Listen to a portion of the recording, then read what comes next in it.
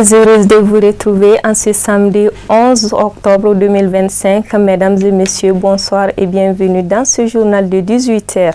Les militants Ansar du comité de Sabali Bougou ont rencontré le guide spirituel des Ansar, président du Haut Conseil islamique du Mali, à son domicile à Bangoni Djangnebou, en commune 1 du district de Bamako. Cette rencontre avait pour objet de venir renouveler leur amour et engagement envers Seyd Cherif Ousmane Madani Haïdara en sa qualité de guide spirituel des Ansar. Formuler et recevoir ces bénédictions était également l'un des motifs de la rencontre. Les images sont de Loutou Sidibé, Kafne Bachili pour le commentaire.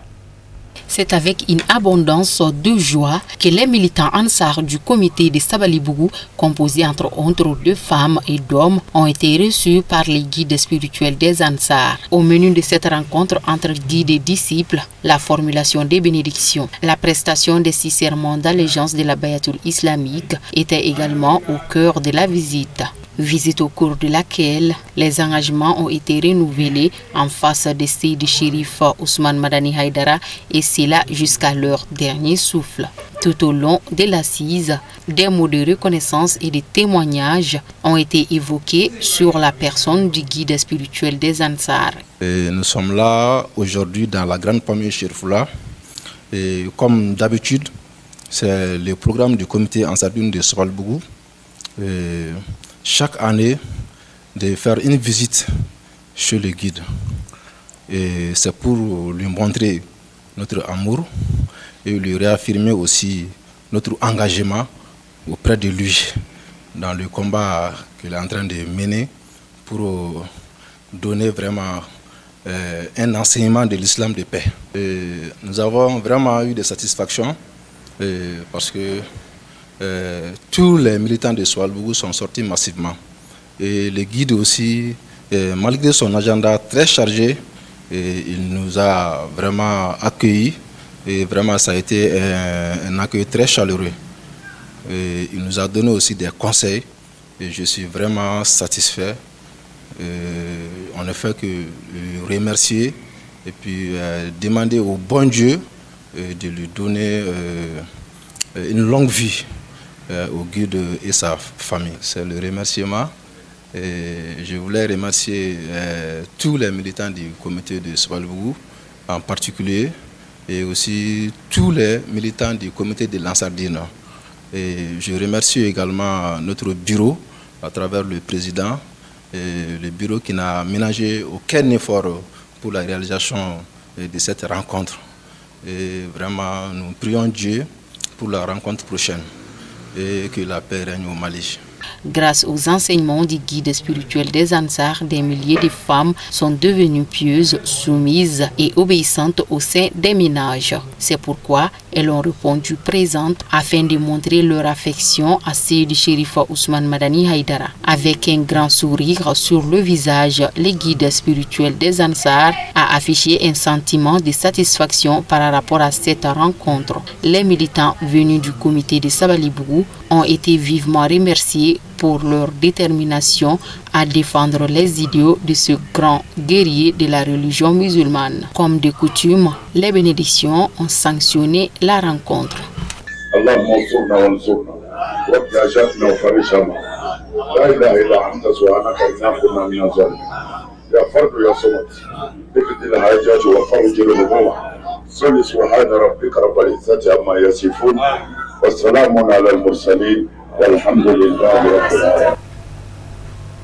Les responsables du groupe scolaire franco-arabe El Hadji Idrissa Doumbia ont procédé ce samedi 11 octobre à l'ouverture officielle de l'établissement situé à Bako-Djikroni à Séy en présence de plusieurs personnalités. Le compte rendu Mamadou Ben Chérif Soumano et Baba Keïta. Du jardin d'enfants à l'école fondamentale, le groupe scolaire franco-arabe El Hadji Idrissa Doumbia propose un enseignement complet, alliant apprentissage du Saint-Coran et formation scolaire classique. Situé à Bako-Djikroni à Séy, non loin du Guidron, l'établissement ambitionne, selon ses responsables, de contribuer à l'édification nationale tout en suivant les traces de leur défunt père, El Hadji Idrissa Doumbia. L'objectif de la cérémonie, c'est d'inaugurer ce grand édifice qui a été dédié au nom de notre vieux père, qui a toujours œuvré pour l'éducation des enfants. Les enfants d'hier et les enfants d'aujourd'hui. Bahadra a nourri cette idée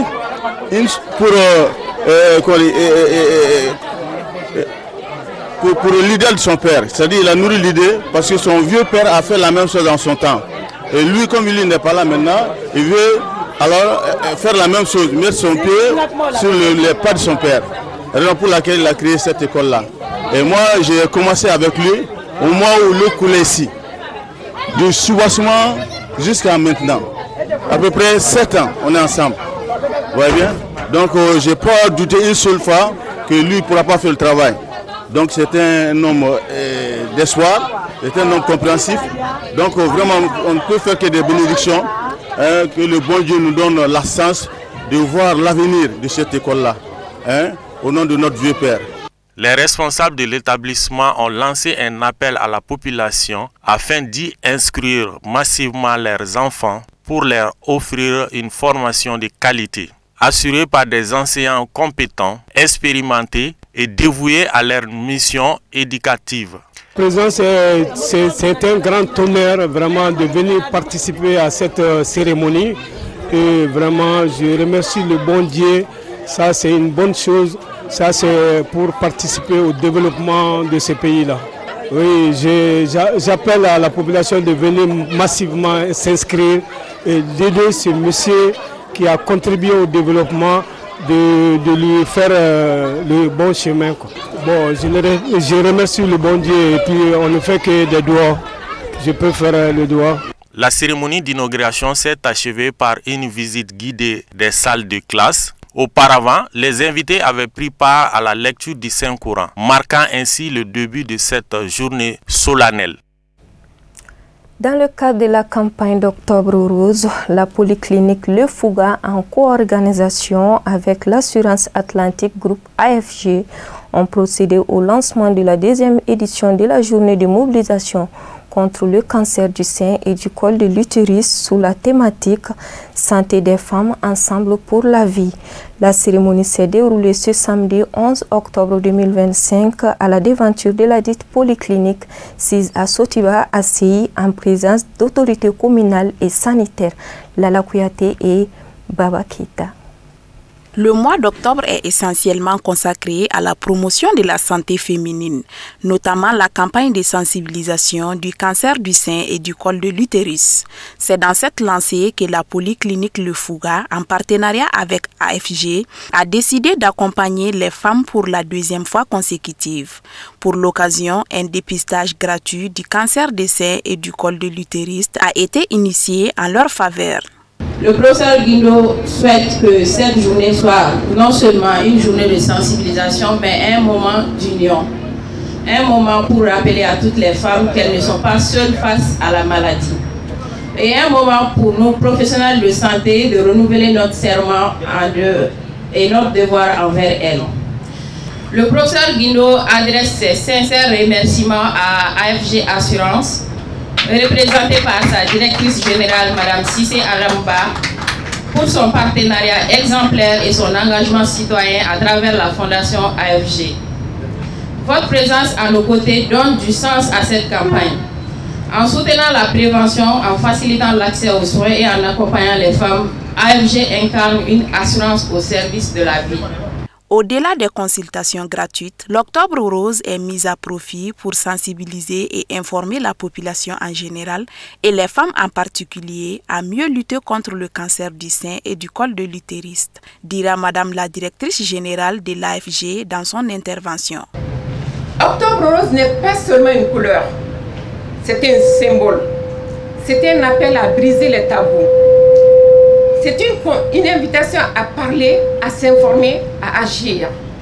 Aujourd'hui, avec la polyclinique Le Fouga, soutenue par AFG Assurance Mali, nous faisons plus que sensibiliser. Nous ouvrons les portes aux consultations gratuites. Nous donnons à chacune l'occasion de se faire dépister. Nous valorisons toutes celles et ceux qui se battent chaque jour pour la santé des femmes. En tant que filiale assurantielle du groupe panafricain Atlantique Financial, AFG Assurance Mali porte une conviction forte. La santé est un droit pour toutes et tous.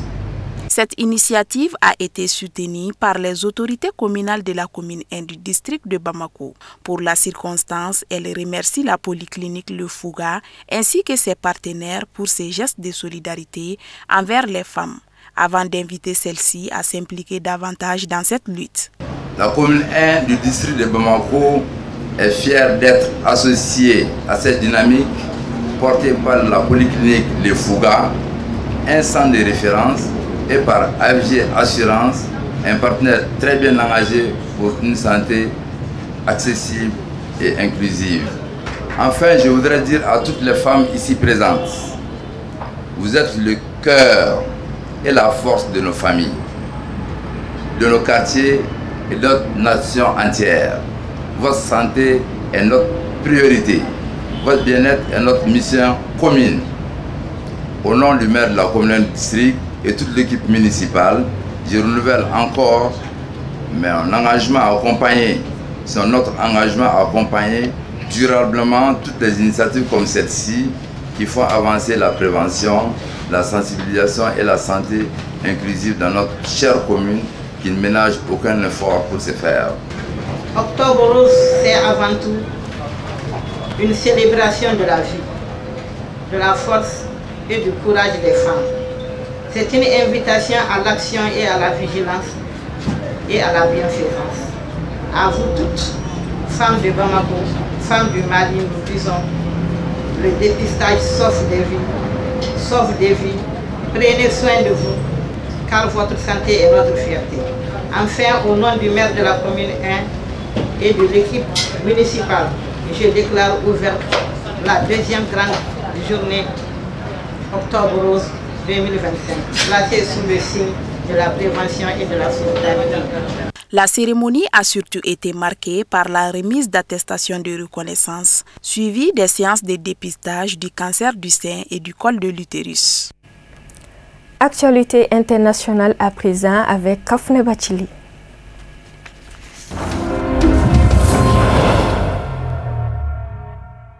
Au Mali, les autorités de la transition ont radié 11 officiers, dont 2 généraux. Ces mesures concernent des militaires arrêtés depuis août, soupçonnés de tentatives de déstabilisation du gouvernement. Les militaires concernés appartiennent principalement à la garde nationale. Parmi eux, le général des brigades Abbas Dambélé, une figure respectée, a été officiellement radié.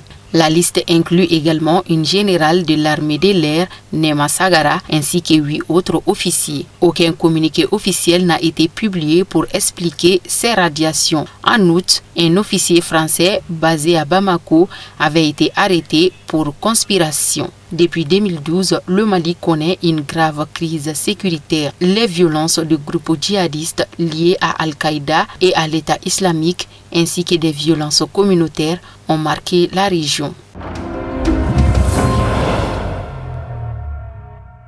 Au Maroc, depuis maintenant 13 jours, la jeunesse marocaine se révolte face à la corruption, au chômage et un système de santé défaillant. De la capitale aux grandes villes du royaume, les manifestants de la génération Z continuent de réclamer des réformes profondes dans les domaines de l'emploi, du logement, de la santé et de l'éducation.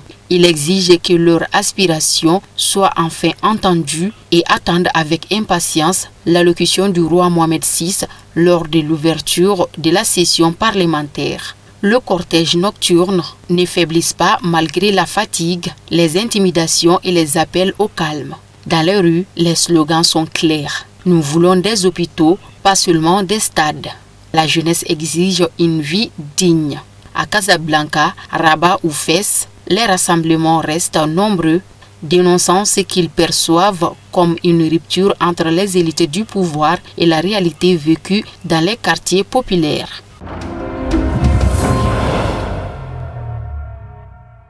Au Cameroun, à quelques jours des élections présidentielles prévues ce dimanche, Issa Chiroma Bakari, candidat du Front pour le salut national du Cameroun, a rassemblé une foule nombreuse lors des meetings dans son fief à Maroua, dans le nord du pays. Affichant une grande confiance, l'ex-ministre a assuré que son équipe est prête pour surveiller les résultats du scrutin. Le Cameroun, avec près de 30 millions d'habitants, traverse une période difficile entre la crise anglophone, une corruption chronique et des difficultés économiques persistantes.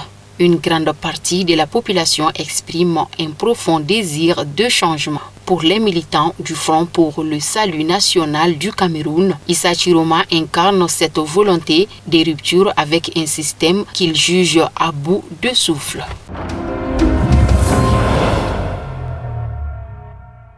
L'Organisation des Nations Unies exprime une profonde inquiétude face à l'escalade de la violence à El Fasher, capitale du Darfour du Nord, où les civils sont pris au piège d'un siège imposé par les forces de soutien rapide depuis plus de 500 jours. Le porte-parole du secrétaire général de l'ONU, Stéphane Dujarric, a qualifié la situation de tragique et horrible. Il a souligné que depuis le début du mois d'octobre, plus de 50 personnes auraient perdu la vie selon des sources locales et une association médicale. Le réseau des médecins soudanais a rapporté que le 8 octobre, au moins une douzaine de civils, dont des femmes et des enfants, ont été tués et 17 blessés lors d'une attaque contre un hôpital attribué aux forces de soutien rapide. Cette attaque fait suite à un bombardement sur le service des maternités de l'hôpital survenu la veille qui avait déjà causé la mort d'au moins 8 personnes. Les habitants d'El Fasher sont désormais pris au piège, coupés de toute aide et leur accès aux soins médicaux est gravement menacé.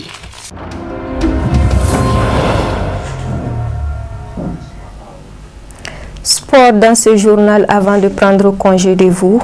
Le bureau exécutif national de l'Association des journalistes sportifs du Mali a animé une conférence de presse afin de faire le point sur la 11e édition de la nuit AGSM, la 5e édition de la Coupe Interservice AGSM et partager des informations relatives à la Coupe d'Afrique des Nations de football CAN Maroc 2025. Pour plus d'informations, je vous propose d'écouter quelques réactions au micro de Issouf Koulibaly. La nuit AGSM aura comme haut parrain cette année son Excellence Driss Isbayen, ambassadeur du royaume chérifien du Maroc au Mali, et sous la présidence du ministre de la Jeunesse et des Sports chargé de l'instruction civique et de la construction citoyenne, M. Abdul Kassim Ibrahim Fomba. Et il y aura au cours de la soirée des invités de marque, parmi lesquels le président de l'AIPS Afrique, notre ami Abdoulaye Cham. Il y aura aussi comme invité à cette soirée des membres du gouvernement, de l'actuel gouvernement, qui seront avec le ministre de la Jeunesse et des Sports.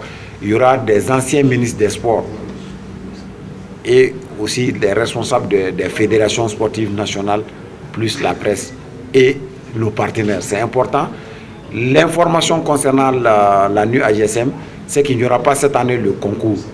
On a suspendu les concours, pas le concours, mais les concours cette année pour la simple raison que le jury a fait des propositions au bureau exécutif national, propositions qui sont en train d'aider le bureau national à travailler pour une large participation des uns et des autres au concours qui vont reprendre l'année prochaine et qu'il y ait aussi des prix à dimension des sacs.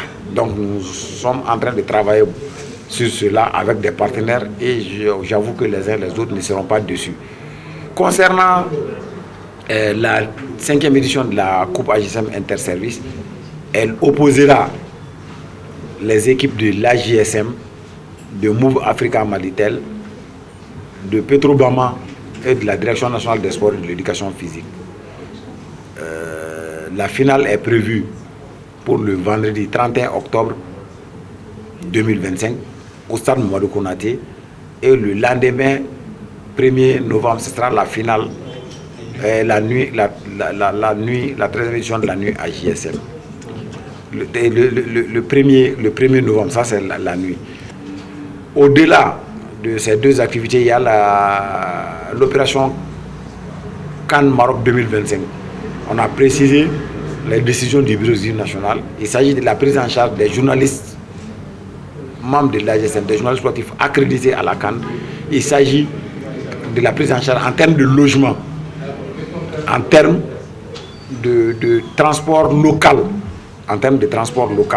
au Maroc, et aussi en termes d'appui pour avoir le document de voyage. Il s'agit de l'autorisation électronique de voyage, et enfin en termes de formation des journalistes accrédités pour avoir des informations nécessaires sur le Maroc. N'est pas journaliste qui le veut. Votre serviteur que je suis a fait le concours du CST, j'ai échoué. Moi je voulais être journaliste parce que j'avais des beaux-frères, les Kouyaté, Diaguer, les Madjara, c'était nos aînés, nos grands aînés. Mais moi je lisais beaucoup Podium. Il y avait un journal dans le temps qui s'appelait Podium à l'essor. Donc au lycée, j'avais créé un journal qui s'appelait Bain. Et j'animais ce journal-là. Donc je voulais aller au CESTI coûte que coûte être journaliste sportif. Malheureusement, je n'ai pas pu passer au concours. C'est vous dire comment je suis, comme je suis et comment j'aime la presse. Je serai avec vous partout. Si je peux vous aider, je le ferai. Et soyez sûrs que nous avons un destin commun et un destin lié. Nous aimons tous ce pays-là. Ce qui nous unit, c'est ça, ce pays-là. Hein? J'aime à le dire toujours, si le pays nous a tout donné, nous aussi donnons un peu à ce pays-là. Fin de cette édition d'information. Merci à vous de l'avoir suivi. Bonne soirée à tous.